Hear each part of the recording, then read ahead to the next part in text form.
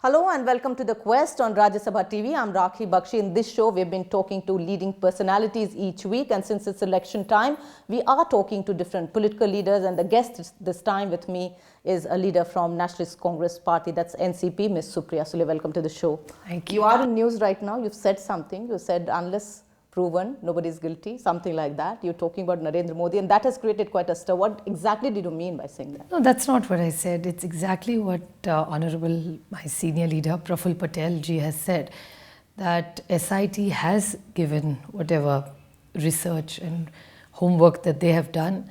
So I think, and today to rake it in after so many years, I think is not really, that's what Praful Bhai said at that point of time. So But you're reiterating by saying this. Because somebody at a time asked when me. It's sensitive to say things. It's like not that. sensitive. I never went out of my way to say it in my speech. Some journalist asked me, so I replied. I've never brought this up in any of my speeches because I feel now when I talk to my voters and appeal, for me, I want to tell them the work the UPA has done. And I think I want to tell everybody about all our achievements, the milestones that we have achieved. And we want to win this election on our development and the work that's done. You know why I asked this, Ms. Sule? Because there's this perceived notion that every party, of course, is trying its best to say that we are coming to power or alliance. But the perceived notion is that, and by this statement, one thought that you're talking and supporting Mr. Modi. That's all about perception beyond a point. The whole point is, I'm not concerned what Mr. Modi does, to be honest. For me, my concern is Mr. Manmohan Singh. He's my concern. He's my business. He's been the head of and the helm of the affairs of the party where I work in. So for me, he's our boss, and we want to tell people what he has done. And at a time when Rahul Gandhi actually is talking, look at his language, it's more aggressive. Even talking about Mr. Modi, it's very aggressive as far as he's, bringing it out in his speeches. See, each one has their own style of talking. So each to their own. No, I mean, it looks that at a time, and very recently when Rahul Gandhi actually made a very aggressive pitch, which we saw recently, was quite contrary to what you're saying as a party. That's his view. In a democratic system, I have a right to my view. And also earlier, Mr. Sharad Pawar, the party leader, he also made a statement again. So what exactly is NCP looking at? I mean, is it looking at options? Not at all. This is always about us by speculation. We are blessed with having personal relationships with various people. We don't bring our political agenda into personal relationships ever. So we have friends across party line, and this has been like this, and Maharashtra is very special about it. In Maharashtra, political animosity is never taken to living rooms and homes.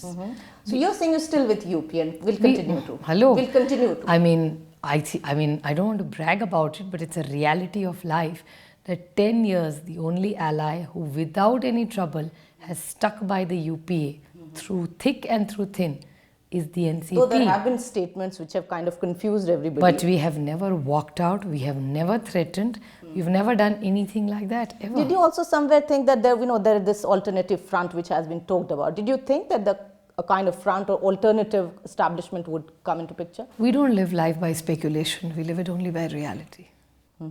Talking about other things, Mr. Sharad Pawar again, and I think both you and him somehow are making statements at a time when it's considered everybody's watching, that he doesn't want to work under Rahul Gandhi. And Rahul Gandhi, as everybody knows, is now, being very aggressive in his party, taking leadership roles. Things that he's saying are getting converted into laws sometimes we're seeing. So how do you see it as a party? I don't see it as a party at all. Mr. Pawar is 73 years old. He's a very senior man, and anybody like that. Like today, we have people in our party who are Mr. Pawar's age. They would certainly not like to talk to me. I have to talk to them with respect, and they're senior leaders of our party. So how do you handle this contradiction? There is no contradiction, because the whole point is, if naturally Mr. Pawar is in a mode of retirement right now. He is semi-retired because he's out of electoral politics. He's not aspiring to be a minister anymore. He's 73, he's at 50 All that years. everybody said that he had prime ministerial ambitions. See, the whole point is this is about it. I mean, there's always glamour and stories about it. In 50 years, he's a man who's been in Indian politics starting from zero for the last 50 years. He's won election after election, come what may.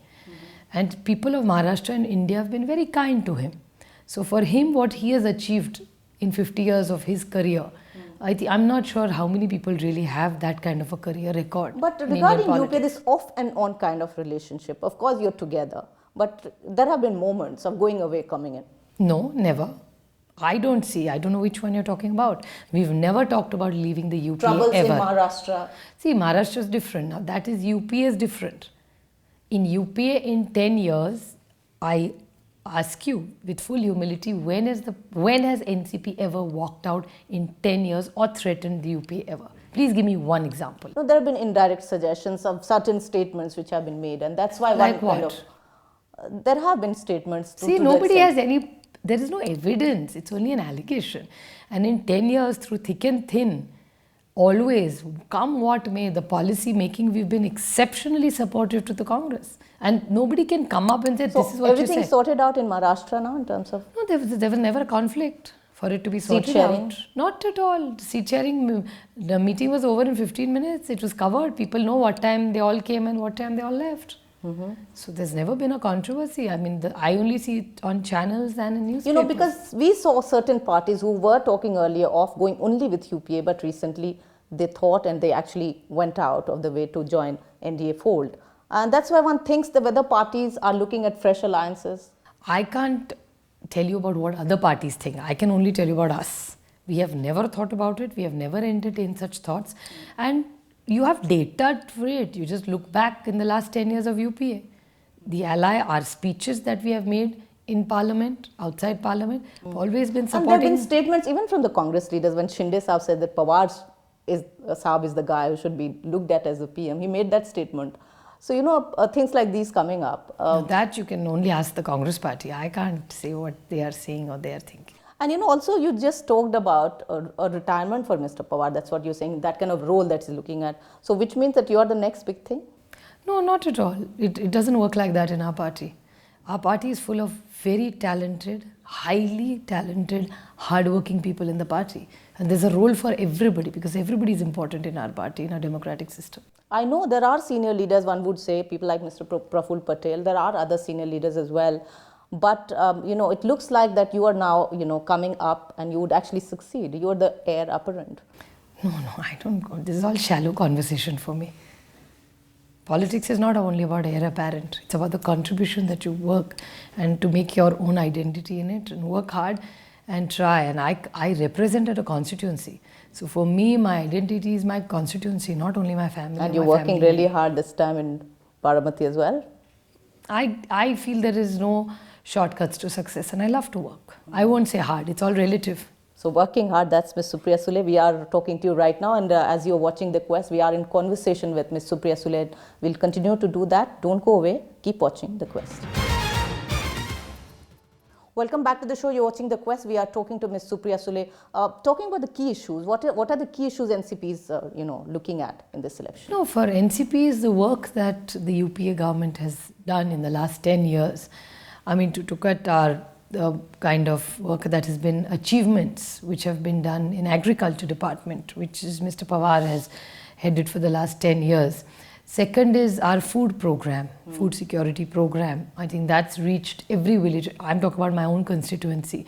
We've managed to make sure, of course there are aberrations. It's not a perfect situation. There will be one woman in the audience who would tell me that, no, I don't have a card. So can you give me a ration card so that I can get my food going. So there are little aberrations. Corruption. Corruption, I see it as an issue, but today I really feel there are one or two other issues which are completely neglected, unfortunately, in the system. Yes, corruption is definitely an issue, and of course, nobody likes corruption. Let me assure you. I don't think any party goes into thinking, oh my God, now I'm in Also power. because new parties have come up this time and corruption is being made into a big issue, which, and there have been laws now, I mean, where everybody is looking at eradicating corruption. Every political party is making promises. It's wonderful if anybody can do it. I think it's wonderful. I mean, I don't think anybody wants to be in a corrupt But do you system. think something like this irrigation scam will hit you now that it's election time? I see no reason. That's the context what I said, that unless there's a detailed inquiry about any scam, the person is innocent till he's proven guilty. So even in the irrigation scam, I never make statements just freeloading away unless you have documents or substance to prove it. So if I make 38 an allegation, projects cleared, 20,000 Yeah, crores so we've cleared in seen- 4 days. yeah, but that isn't that. If somebody else does it, it's called efficiency. If somebody else does it, it's called corruption. Isn't that unfair? Was there a kind of hurry in clearing those projects, and that is the concern? There's been a complete inquiry about it. And there have been documents proved to it. There's a report, But detailed report. do you feel that these kind of issues will come up? I mean, every political party today. Look, there are because of issues the which are going to atmosphere. come up everywhere, but we are going to people with the work we have done. That's ours. We said that we want our votes only purely on merit. We worked hard. This is what we've done. These are the policies we have made. These are the results we have given. Our education system. There's a huge improvement in that. Our midday meal program, which is really doing exceptionally well. Now the new health program. You see the roads today, the infrastructure improvement, the food program. There's a lot of achievements. And what is being done for women? I mean, how many women candidates are you looking at in your party this time? See, this time we're 3 of us, but we definitely would have liked to give 1 or 2, but there were 1 or 2 women who almost made it, but we could not give tickets to because of some exchange of seats. That's exactly when I'm talking to women leaders, I'm really asking this question also because I'm a woman anchor here. Why this compulsion? Why this kind of helplessness when it comes to... It's not helplessness at all. I think what happens normally in a party is, Lok Sabha constituency is fairly large. So if you give it earlier in time, it really benefits the candidate for any party across party line. And eventually, that's what we ask constantly for the women's reservation bill, that let's try and implement in whatever way we can. So that then there is, it's like today, if you go to a Jilla Parishad in Maharashtra or corporation, 50% women are in position of power and decision making today. So you're looking at improving the tally somehow? Of course, we'd all like to, and I'm sure most of us think like that. It has to be a gender equal decision making body in parliament. We'd be very happy, but we've been very lucky this time that the UPA chairperson is a lady, the speaker is a lady, the leader of opposition. So India has sent some good signals. Yeah, we were talking about corruption, and every party is trying this time to field a good image of the party and selecting good candidates and leaders. Your own party, 2 leaders, Padma Singh Patil and Rana, you're still giving them tickets. Rana? Navneet Rana? Yeah, but she has no scams or allegations against her. Their charges? No, some charges there are in public life against millions of people. But again, it comes back to the same point, that unless it's proved, how do you do it? And Mr. Padma Singh Patil... So how do you actually want to then eradicate? The whole idiom is now of a corruption-free kind of governance. Corruption and allegations are 2 different things, completely different. See, you may make an allegation against me. It could be completely baseless, could be a political rivalry. You can't hold that against me. But are you conscious this time because of the whole atmosphere? We've always been conscious. I don't think we've been gone intentionally and saying, oh my God, we must give, even this guy's corrupt, let's give him a ticket. I don't, NCP doesn't think like that at all. Also because all this talk happened when a new party came up, Aam Aadmi Party first in Delhi, now nationally they are coming up and they are making it a big election issue. How would you look at this Aam Aadmi Party phenomena? No, I think in an Indian democratic system, everybody has a right to form a party, everybody has a right to fight election, and that's the beauty of Indian democracy. I think so, it's wonderful, more the merrier, the better governance anybody gives. Let's go to the people and let people... How much of impact do you think they'll make in Maharashtra? I mean, now they've fielded one again against you. But I don't underestimate any opponent. I don't underestimate anybody.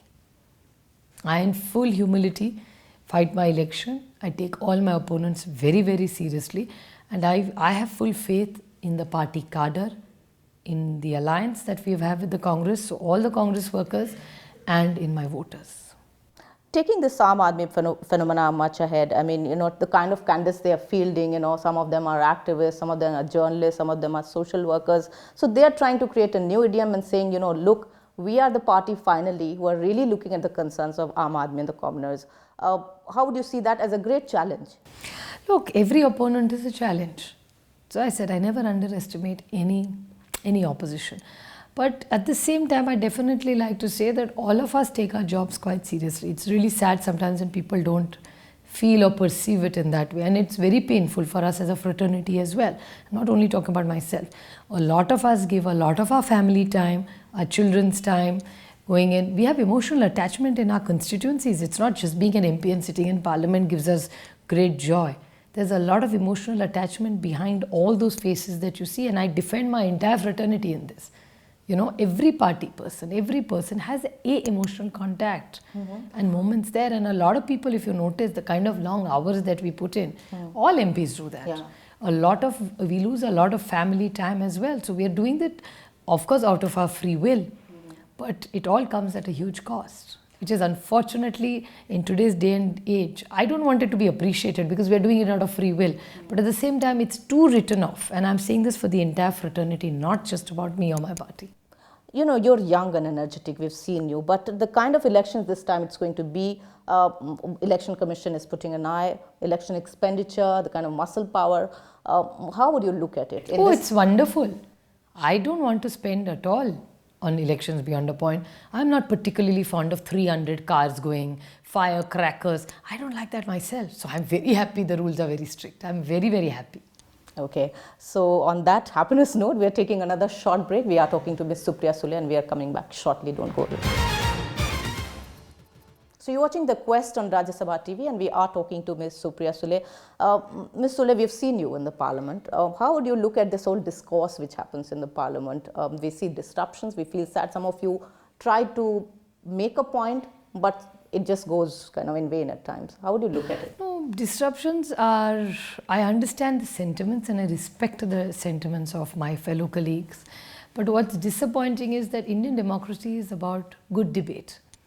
And you know, we all leave our constituencies, our work, our family and all meet in Delhi to have good debates. So sometimes it's very, very disappointing and I get disillusioned because I just feel in a democratic system, this is a platform where the whole country can hear you, the world can hear you.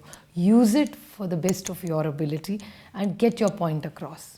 So for me, disruptions are sometimes really saddening and it's a complete waste of time. Exactly. And also because this young India this time would be really participating in the election. How would you looking at this election differently? Social media would be there. It's a new age election this time, 2014. There are always new changes. Every time there are changes. You remember at one time you could campaign till 2 o'clock and 3 o'clock and all. Now you cannot campaign beyond 10. Remember at one time there was this banner culture. My God, there was not a wall we left. In between there were changes and there are no banners, no loudspeakers. So the culture keeps changing and it's good. I mean, change is inevitable. I think we should all just welcome it with open arms.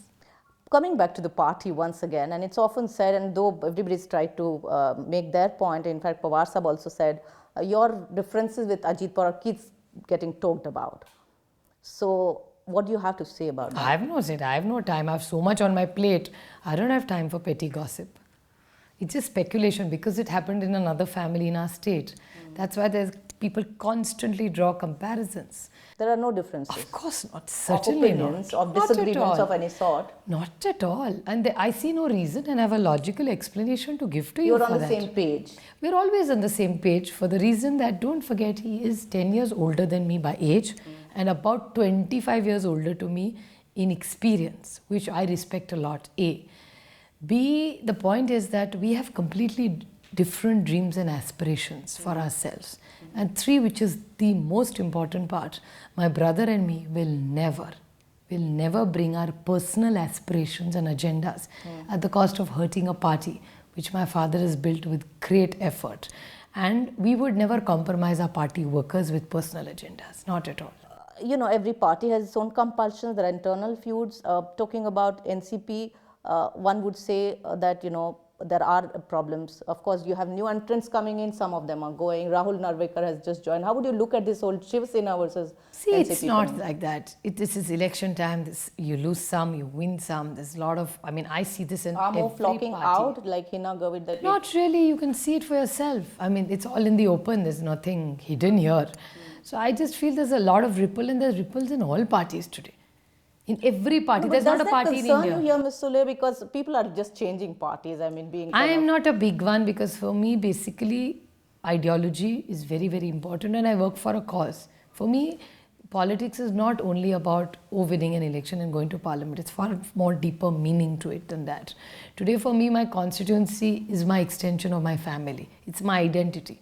I don't go to parliament. My identity is not Supriya Sule, Sharad Pawar's daughter, Ajit Pawar's sister. Or NCP Singh. When I stand there, I stand as the Baramati Lok Sabha constituency member of parliament. So my identity is my constituency. So I think for me, it's a far more emotional issue. I won't judge people why they change this because they may be having a story which I don't know about. No, because there was a debate and this is a concern that suddenly when it comes to election time, suddenly people just hop to gain immediate, you know, recognition, getting tickets maybe very soon. So all this is happening. See, I'm sure nobody likes to change parties. It's not easy either because the new cadre has to accept you. There has to be some hurt, some disappointment, something somebody has said no to you which you're not willing to abide by. So, I mean, we've had some losses, we've had some gains. Every party's had some losses and gains. So it's unfortunate, but I just hope the whole thing settles down and you just focus on the election and move on, you know. As far as again your relations with UPA is concerned, one would say that, you know, this is election time and maybe NC is trying to make its value known. You know, Mr. Pawar's own, you know, relations, as you were talking about, with certain parties are very strong. And so that, you know, he brings a certain weight also. I don't want to sound arrogant, but I say this with full humility. NCP was never a party that didn't matter. One, we have a leader who's not just a vote gainer, he has himself proved his credentials as a very able administrator over 5 decades in this country.